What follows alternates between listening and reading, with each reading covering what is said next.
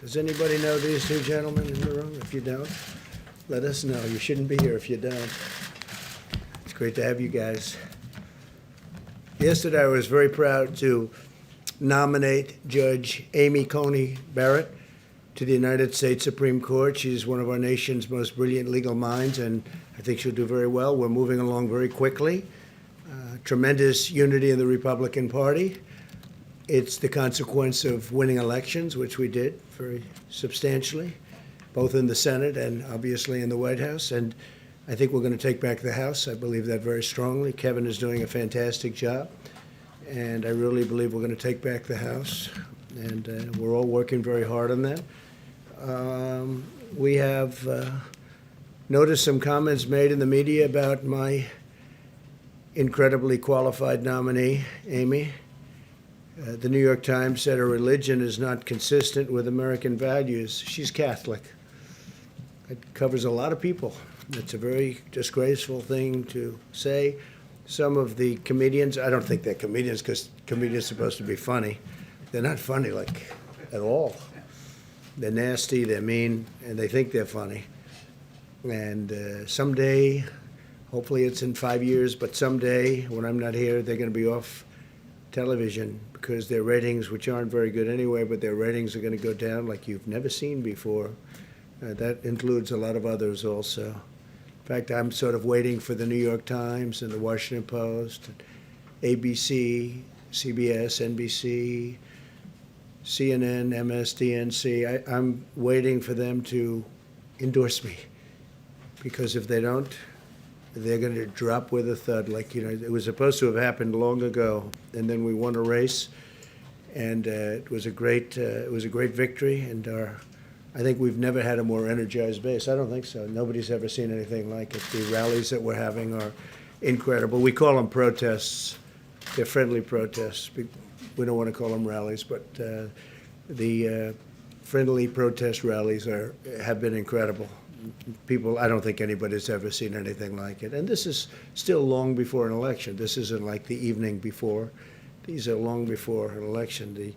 The incredible crowd we had in Pennsylvania and Virginia, in every state, no matter where, North Carolina, Florida, no matter where we go, we're having crowds like nobody. I don't think anybody's ever gotten before, ever, not even close.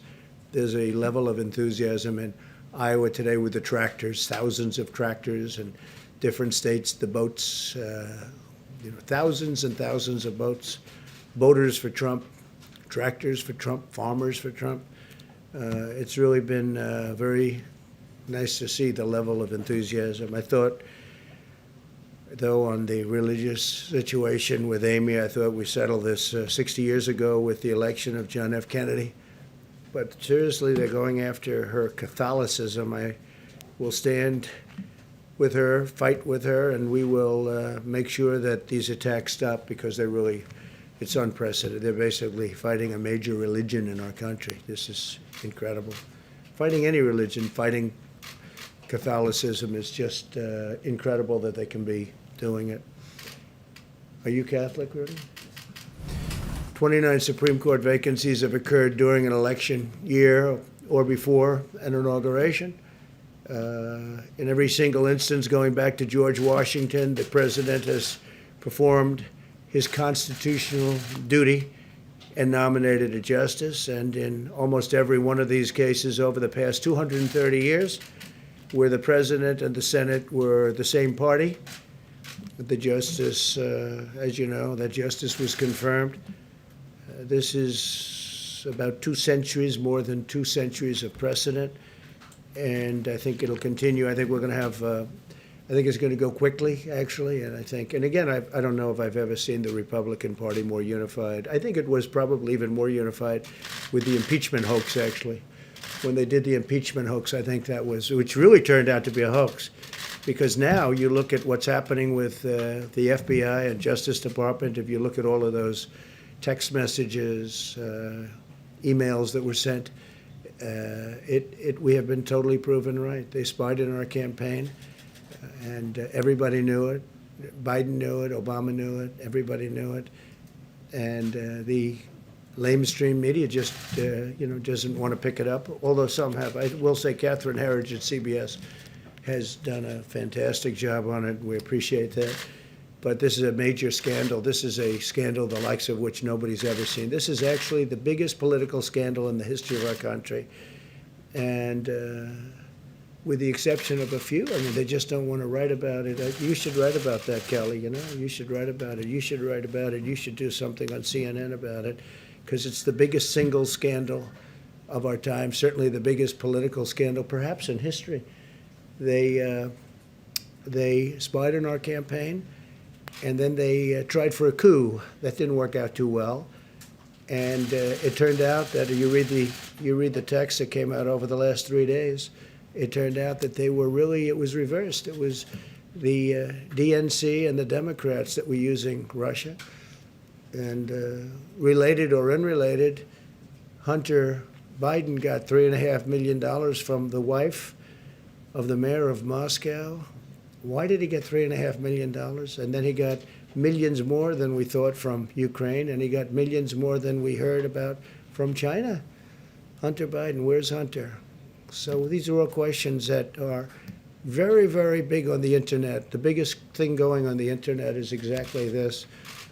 And we're going to have to see how that all turns out.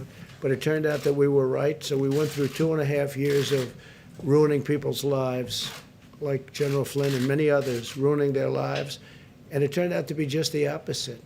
It was the Democrats that were dealing with Russia and other things.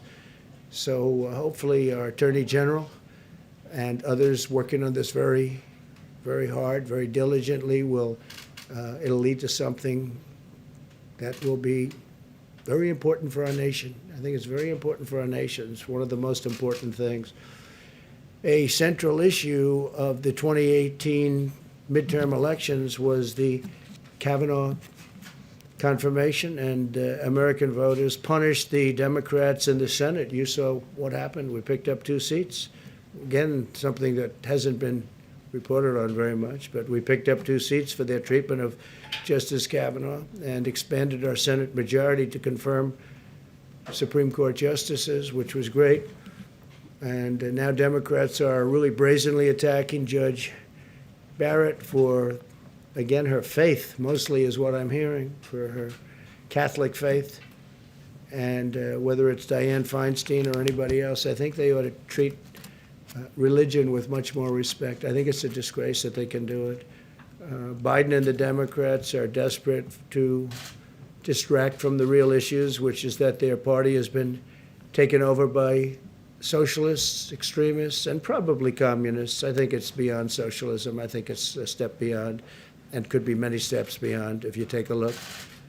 And that if they win, they will nominate justices who will destroy the American way of life, the American dream. They will destroy the American dream. They'll destroy America. They'll destroy the United States of America. Your private right to own a firearm will be totally eliminated. Your guns will be confiscated. Your ability to live by your religious faith will be devastated. They'll abolish America's borders and give government health care to illegal aliens, which will destroy our healthcare system because so many people will pour into our country. That's a tremendous incentive.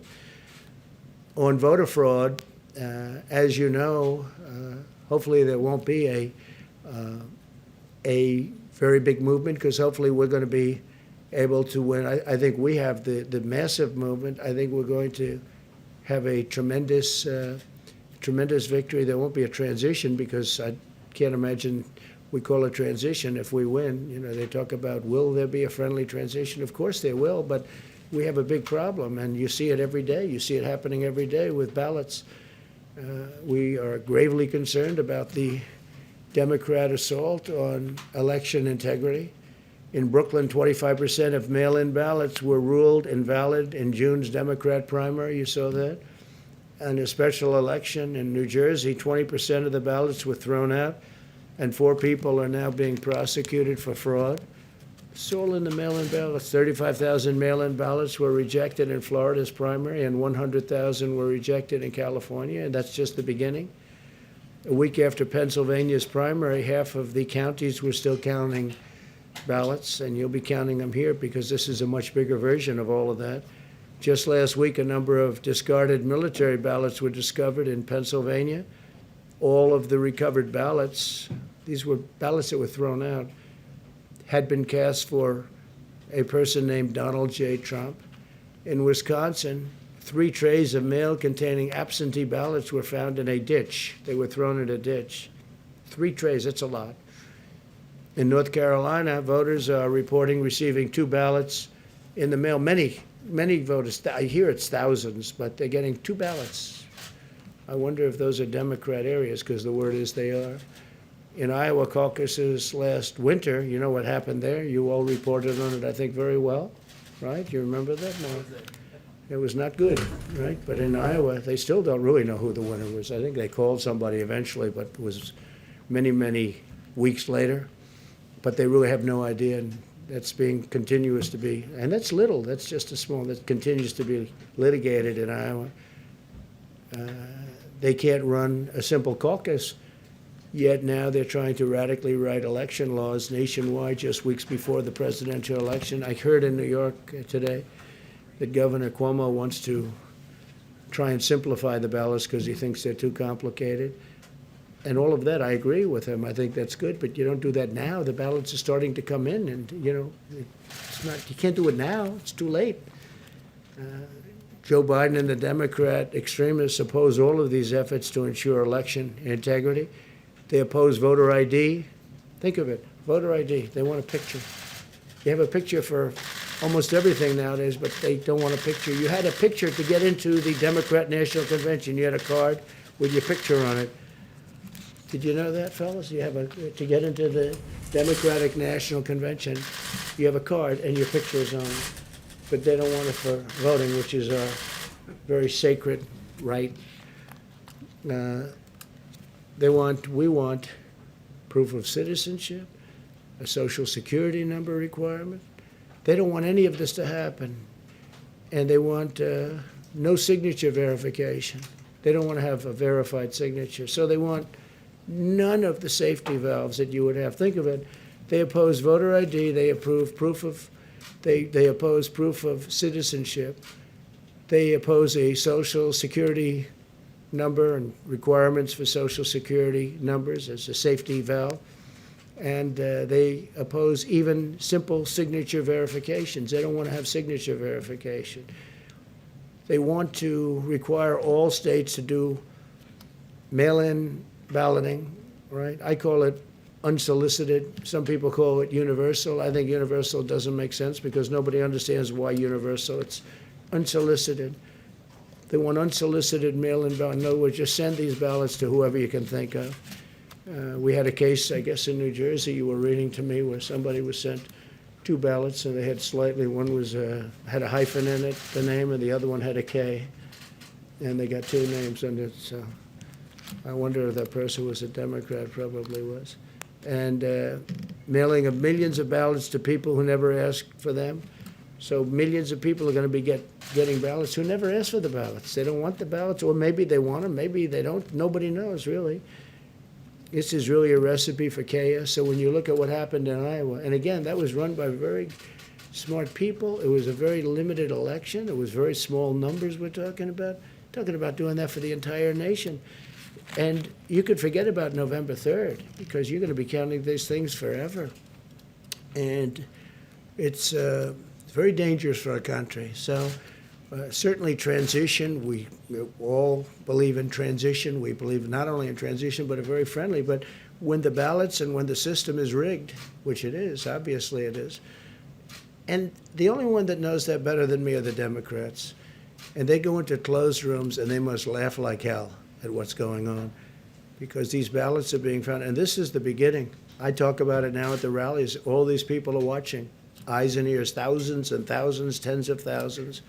But there's no justification for these extreme changes to the election law.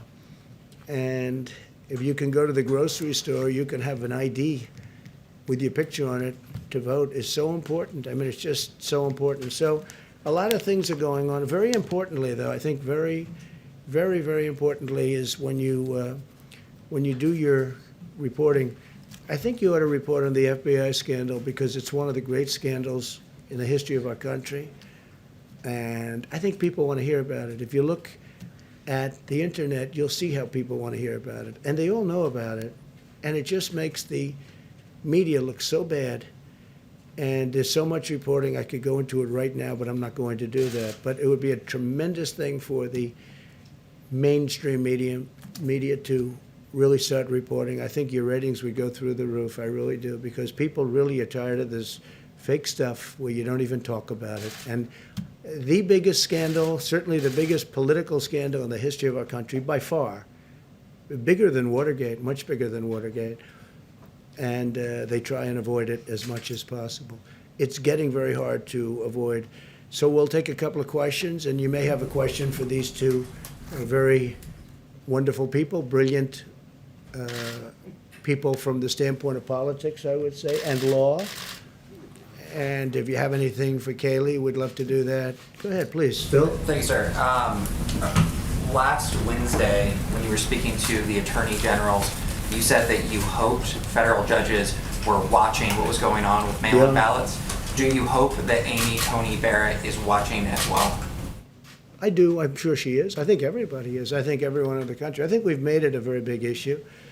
And it's an issue that the Democrats tried to get away with. I don't think they're getting away. I mean, so many reports now of phony ballots, that I don't know if it would have been reported before. But all of these rallies, we had thousands of people last night, as you know. And we're in Harrisburg, Pennsylvania. The night before, we were in Virginia. I mean, those crowds are, whether it was 35,000 or 30,000, those crowds are massive. And that's on very short notice. All of those people are watching. We have eyes and ears now that we wouldn't have had if we didn't bring it up. So no, I'm sure she's watching, and I'm sure that everybody's looking at it. I think it's just common sense. Go ahead, Phil. A quick follow-up. Did you discuss the election with her? No, I didn't. I just didn't think it would be appropriate. And I've watched over the years as presidents would interview and talk and make a decision on a Supreme Court justice. And I was actually surprised they wouldn't talk about various things like Roe. They wouldn't talk about, things that are very important. They think it's inappropriate to talk about them. I don't know that it's inappropriate, but I've gone by that custom. Go ahead, Phil. Thanks, sir. Democrats are arguing that ACB puts in danger not only Roe v. Wade, but a number of other decisions. Do you think that they are correct? No, I don't know. I mean, we depend. I think she's going to rule on the law. I think she's going to be a great justice for many years to come. But I can't say. They also bring up health care. I mean, Obamacare is terrible. It doesn't work. We've made the best of it. We got rid of the individual mandate, which is great. We are going to protect people with pre-existing conditions 100%. But if we can end Obamacare and come up with a much better health care system that's much cheaper, and much better, which is what we'll do. On the other hand, if the court rules against, we will manage the system better. But don't forget, we've already essentially gotten rid of Obamacare because we got rid of the individual mandate, and it was all based on that. So we've done a tremendous amount because the individual mandate was the most unpopular aspect of Obamacare. You had to pay a lot of money for the privilege of not paying for bad health care. So that was a terrible thing for people. And what we will do is, if we are fortunate enough to get rid of the little remaining in Obamacare, and again, individual mandate, the way I view it, that's no longer Obamacare because that was the central point, and we won that. We've already won that, as you know. But by getting rid of that, it's different. It's a much different thing. The other thing we've done is managed. Here's the story. It's no good. It's too expensive. It's bad coverage. You don't get your doctor. You don't get your plan. All the things that President Obama said, you don't get. And Biden, too, by the way. If Biden I don't think he has any understanding of it. But you don't get your doctor. You don't get your plan. 28 times President Obama said, you get your doctor, you get your plan. It turned out to be a lie. So here's what we're doing. If we can terminate, we are going to have a much better plan, and you will have your doctor, you will have your plan, you'll have a lot of things that you don't get with Obamacare. Yeah. You've said this numerous times, but do you really believe that Joe Biden will be on any type of performance-enhancing drug ahead of the debates, or are you just joking? No, I'm not joking. I mean, I'm willing to take a drug test. I think he should too, because he's had a very uneven. I watched him with some of when he was with, debating Pocahontas and Harris, who treated him so badly. But I watched him, and he was out of it, right? And then I watched him against Bernie Sanders, and he was okay. I mean, he wasn't great, but he wasn't terrible. He was okay. A far cry from the way you know what I'm saying. I mean, if you look at some of those debates, I said there's no way he can continue. He can't continue.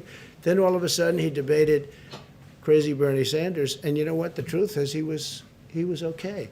And I said, how did he go from there with those horrible performances to where he was okay? And I always joke, but it is true. He was no Winston Churchill in debating, but he was fine. And people say he was on performance-enhancing drugs. A lot of people have said that. A lot of people have written that. So take a look at it. Take a look. Why don't you just check it? You can check out the internet. You'll see plenty of people say it. And whether he is or not doesn't matter. But I would love to take a test, and he can take a test too. Mark, go ahead, please. Yeah, so we'll start with debate. Obviously, it is coming up. How are you preparing? Is somebody playing Joe Biden in the debate with you? Are you doing debate prep at all? Yeah, we are. We're doing it. These two gentlemen have been helping. Kaylee's there. Who plays Biden for you? I mean, who? I would say maybe a combination of these two, and either one of them is about 5 times smarter than Sleepy Joe. But we had a little debate prep before we came here. I think this whole thing, though, is debate prep. What I do is debate prep every day. I'm taking questions from you people all the time. I mean, I've taken a lot of questions from you over the last number of years, and he doesn't. I watched the way he was treated on MSDNC on Friday. I guess he did it live, and it was disgraceful. It was an embarrassment. I know her, and she's a pretty tough reporter. The way she was helping him along with us, it was so obvious what was going on. She was helping him. She was giving him a question and then helping him to answer the question. I know her very well. She doesn't do that. It was embarrassing, and people don't talk about it. I mean, play some of those clips, play some of those answers, the answers where he wasn't able to give an answer, and she's pushing him. She's pushing him. They never do that with me, I can tell you, but I don't have the kind of problems he has. How many hours would you say you've spent on I debate don't know, prep? a little time. I mean, not a lot. More or less than I'm 16. running a country. I don't have the luxury. I watched other people over the years. I watched one sort of fairly recently, not too long ago, go into a cabin, lock himself into a cabin, and he came out and he wasn't very effective. He had so many things going on. Sometimes you can go too much in that stuff. Sometimes you can go too much. I mean, look, I've never debated before, but then I debated a lot 4 years ago. And if you look at the polls, those polls that come out, hundreds of thousands of people in Time Magazine and all of the different polls, I think there's about 7 or 8 of them. According to those polls, I won every debate, every single debate. In the primaries, and then when I debated Crooked Hillary, I won every debate. I mean, this isn't me saying, I felt I did, but this isn't me saying, this is the polls. You had Time Magazine poll, you had this, that, and I guess they take them off the internet or they get phone calls or something. But according to that, I won every debate. And I felt I did. But I understand the subject. Now, Chris is tough. I hope that Chris is going to be equally tough on Joe Biden. But I watched the young lady who I won't say her name, but it was embarrassing the way she was getting him along. So I just asked the question about drugs. I think it's something that would be appropriate because you can't have a president that needs that kind of help. One question. If you do have a president that needs that kind of help, when you've got to deal with Putin and you've got to deal with President Xi of China and you have to deal with Kim Jong-un, and by the way, do you notice there's no war going on with North Korea, which everyone thought would be in about 1 week after I came to be president. They thought it was going to happen immediately. No war.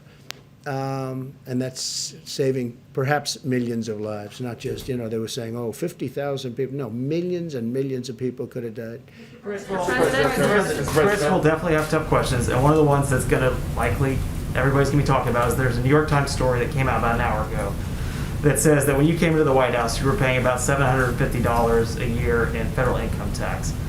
They are not releasing they're not publishing the tax returns. They're not showing that out there. They're saying to protect their sources. In your tax return, sir, does that sound right that you were paying a couple $100s a year in federal income taxes? No, it's fake news. It's totally fake news. Made up, fake. We went through the same stories. You could have asked me the same questions 4 years ago. I had to litigate this and talk about it. Totally fake news. No, actually, I paid tax. And you'll see that as soon as my tax returns. It's under audit. They've been under audit for a long time. The IRS does not treat me well. They treat me like the Tea Party, like they treated the Tea Party. They don't treat me well. They treat me very badly. You have people in the IRS, they treat me very, very badly. But they're under audit. And when they're not, I would be proud to show you. But that's just fake news. The New York Times tried it, the same thing. They want to create a little bit of a story, they're doing anything they can. Not only that's the least of it. I mean, the stories that I read are so fake. They're so phony. Did they tell you this was going to come out today? No, I didn't know anything about it. Mr. President. But I think somebody said they were going to do a negative. Mr. President. They always do. They only do negative stories. I don't think I used to get good stories in the New York Times when I ran for office, and I happened to be conservative Republican. I don't think we've had a good story. They predicted my loss 4 years ago. They then apologized for their bad reporting. Then they predicted the FBI and all of these things. That's now proven to be a hoax, a complete hoax. They got Pulitzer Prizes along with the Washington Post. They should give all those Pulitzer Prizes back because everything was wrong. I mean, it was so bad. Their reporting was so bad, they were wrong. It was exactly the opposite. Now, there are people that should get Pulitzer Prizes. Solomon, Carter.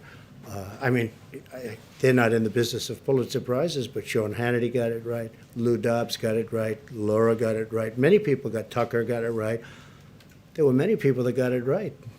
I don't know what they get other than a great salary and great ratings. I mean, I don't know what they get. Please go ahead. Federal tax in Thank you, sir. 2016. Jordan, go ahead. Yes, thank you. On the New York Times story, though, you have to understand that when Americans read that you may have paid only a few $100s in federal income tax per year, that seems very low for someone who's a billionaire. So how much? Well, can you give basically, people they're an saying I idea- paid nothing. Can you give people Yeah. an idea Yeah. of how much you actually are paying? Yeah, basically, well, first of all, I paid a lot, and I paid a lot of state income taxes, too. The New York State charges a lot, and I paid a lot of money in state. It'll all be revealed. It's going to come out. But after the auditors, they're doing their assessment. We've been negotiating for a long time. Things get settled, like in the IRS. But right now, when you're under audit, you don't do it. You don't do that. So we're under audit, but the story is a total fake. And all of this is this one, we had the same exact questions, usually asked by the same people, and that took place 4 years ago. You remember, this was so well litigated. It's incredible.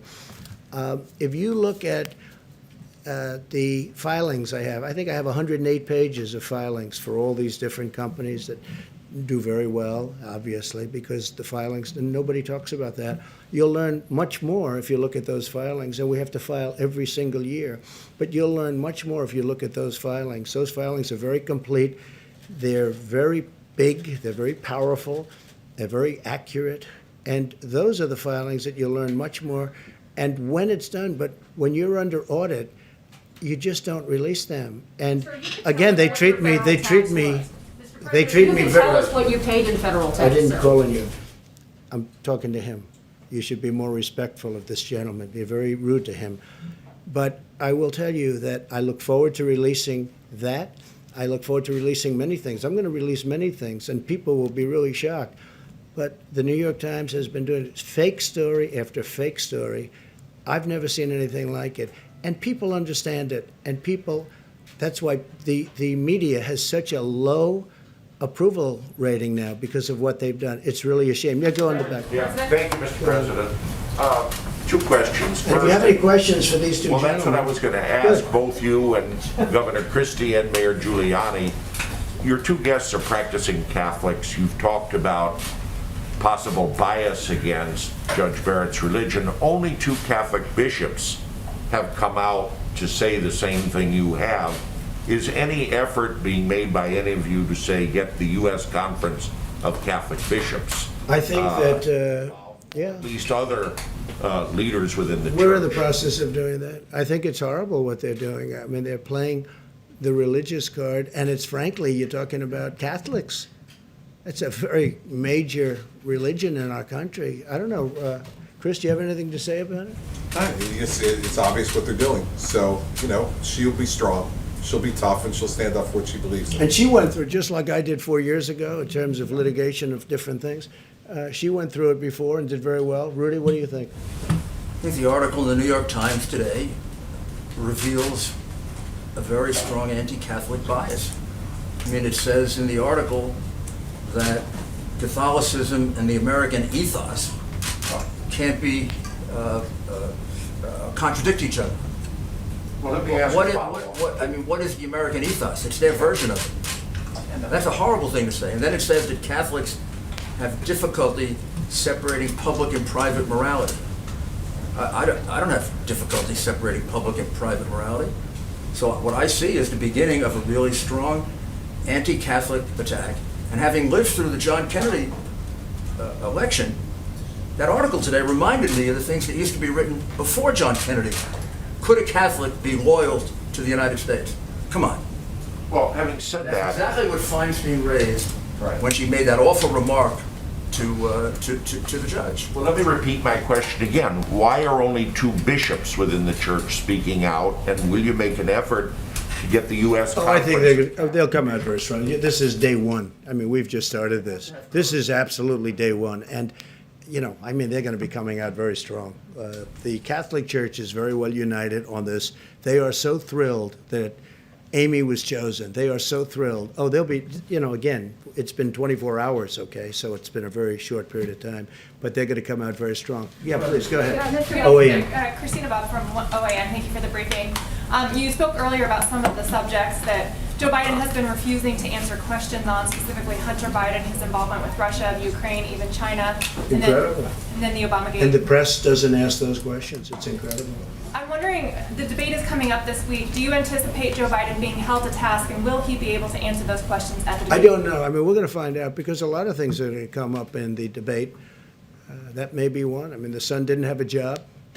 He had some big difficulties, and then all of a sudden he's making millions of dollars as soon as his father becomes vice president. No, I think that'll come up. I don't think Joe can answer it, frankly. I think there's only one reason he made all that money.